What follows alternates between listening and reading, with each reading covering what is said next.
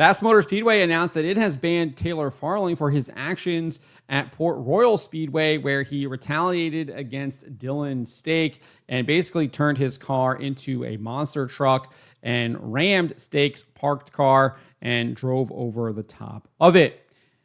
Roll this up over at stockcarreport.com. You can find the link in the description below. So just to provide some context as to what happened at Port Royal Speedway during the limited late models feature race on June 28th for the 14th annual Blue Collar Classic, Dylan Stake made contact with Ryan Zook coming out of turn 4. Stake got nearly completely perpendicular to the track, but was able to save it. It was a whale of a job he did saving that car. However, that caused him to obviously lose momentum, and Farling, who was running in 4th, attempted to take advantage of Stake's mistake and pass him down the front stretch. Stake was able to stay on his inside, but he appeared to make another mistake, and he hopped the inside of the wall in turn 1. The contact with the wall sent Stake's car into Farling, who appeared to manage it initially, but coming out of turn 2, he was unable to keep it straight and ended up spinning in front of the entire field. He was eventually struck head-on by Eric Irvin. So we can take a look at this right here.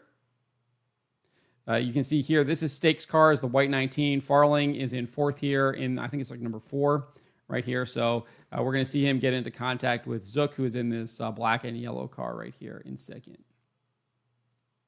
The D19 and Dylan Stake as Taylor Farling watches on just behind them. They continue to battle. Good run by Stake. They make contact off of turn 4. Zook able to keep going as Stake's going to have some recovery to do. Dylan Stake throw. So you can see right there, it looks like he makes contact with the inside wall. You can see that kind of left front fender kind of like lifts up off the ground. It almost looks like his entire left front tire lifts up off the ground too. And then you can see his car is going to move to the right here. Oh, wow, that was close. He threw an elbow in 4, but now Farling sideways in front of the field. The field stacks up. Caution flag is out. Eric Irvin make. So there you go. That was the contact that happened. Crazy turn of events there. Obviously, some great driving by Dylan Stake to save that car after I think he made the mistake there in 3 and 4, getting a little bit too sideways, having his rear end make contact with Zook there. Is able to save it, and then it looks like he kind of hits the wall down there in turn 1, pushes his car to the right, and then makes contact with Farling, who looked like he, as I said, was able to kind of manage it there for a little bit, but then lost control and the car spun around and really was just kind of a sitting duck there when Irvin hit him. But that is not the end of the story, right? Because Farling here was not happy at all with Dylan here, and he is going to and he's going to refire his car here, and he's going to chase him down. And he's going to try his first time. He's going to try to get him here in the middle of turns 1 and 2 as the field is coming around. You can see he's kind of hiding up there behind the other driver. Tries to charge at him, misses, kisses the wall there, gets off the wall, and now is going to go hunt him down on the other side of the track. So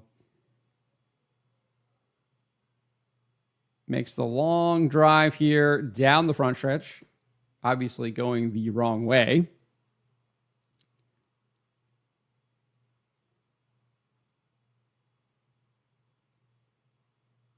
And Dylan Stake actually brings his car to a stop right here. And then he just monster trucks him right there.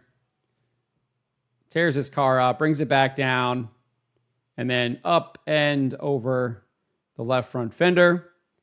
And then Stake, obviously not happy, climbs out of the car, starts throwing his hands here. Track officials trying to put a stop to that quickly, as you still got drivers moving their cars on the track. They finally pull them off. And then Farling gets out and they start shouting at each other. And that's kind of how it happens. And then you got crew here trying to stand on the edge of the wall, and they're having to deal with that. And everyone's kind of migrating over to it. But that is what happened on the track. So after all of this, you had Port Royal obviously disqualified Farling the night of the race, DQ'd. And then they issued this post, massive penalty to him on July 7th. They posted this on Facebook saying Port Royal Speedway has issued a formal suspension to driver Taylor Farling following the on-track incident that took place during competition at the track on Saturday, June 28th.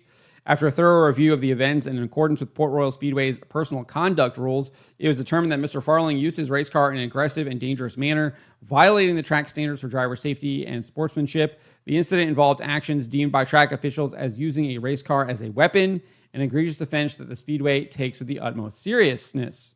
From there, the track said that Farling was banned from all racing activity at Port Royal Speedway for the remainder of the 2025 season and the entirety of the 2026 season. It also shared that he was issued a fine, although the amount was not disclosed, but it must be paid at the start of the 2027 season if he wants to compete. The fine will be donated to the York County Racing Club's Injured Drivers Fund. Additionally, Farling, quote, must meet with the track's race committee following the conclusion of the 2026 season to determine if reinstatement is appropriate. So they might not even actually reinstate him, even if he does pay the fine. The track also shared that the penalties were made public not only to clarify the severity of the situation, but also to reinforce the Speedway's commitment to maintaining a safe environment for all competitors, crew members, and fans. I think the penalty is excessive. Obviously, he should not be using his car in the manner that he did. He obviously, I think, didn't realize what happened with Dylan Stake, that he hit the inside of the wall and made contact with him. I think maybe he looks back on that and realizes that it was kind of some innocent contact. But there also might be some history between these two, too. That's definitely possible. But I definitely feel like this penalty is a little egregious. An entire season ban. So not only the rest of 2025, but the rest of 2026. That is definitely, I think, a little over the top. If that was a national driver, there's absolutely no way that they would be doing this. No way whatsoever. If you saw this from one of the national touring guys, you would not be seeing them being banned for the rest of the 2025 season and the entirety of the next season. There's no way that would happen. This is just way over the top, in my opinion. But obviously, there might be some more things that they're looking at that they haven't shared publicly that went into their decision. And if that's the case, I think that they should probably share that. But I definitely feel like this penalty here is way egregious. And not only is he now banned from Port Royal, but he's banned from BAPS Motor Speedway because they announced they would be suspending Farling from its facility as well. They posted this on Facebook. BAPS Motor Speedway to uphold Port Royal Speedway suspension. BAPS Motor Speedway, after conversations with Port Royal Speedway, will uphold the recent suspension of Taylor Farling following the on-track incident that took place during competition at Port Royal Speedway on Saturday, June 28, 2025. He is banned from all racing activity at BAPS Motor Speedway for the remainder of the 2025 season and the entirety of the 2026 season. General Manager of BAPS Motor Speedway, Colton Grouse, said our top priority is safety at our speedway, and not just for our competitors, but for our fans as well as our employees. We continue to support our fellow speedways and uphold the suspension at BAPS Motor Speedway. I think that this shouldn't even be issued whatsoever. The infraction clearly occurred at Port Royal. It should not be carrying over to any other track whatsoever. I think that's just utterly ridiculous that is happening. It's clearly, in my opinion, from everything I've seen, it is a one-time incident that happened and should not be having any kind of suspension carrying over or being instituted by another track for something he did at another track. Now, if he's a repeat offender, if he's been doing this throughout the region and he goes from track to track doing stuff like this, then obviously that's a different story. But again, this looks to be a one-time offense. Now, maybe there is some history between the two drivers, etc. But again, none of that has been publicized. Haven't seen anything like that. It looks like he is clearly just being punished for what he did at Port Royal. And I just find this kind of ridiculous that he's being suspended here by BAPS for the rest of this season and next season for something he did at a totally different track. I think it's wrong for them to do this. But let me know what you guys make of all this. Let me know in the comments below.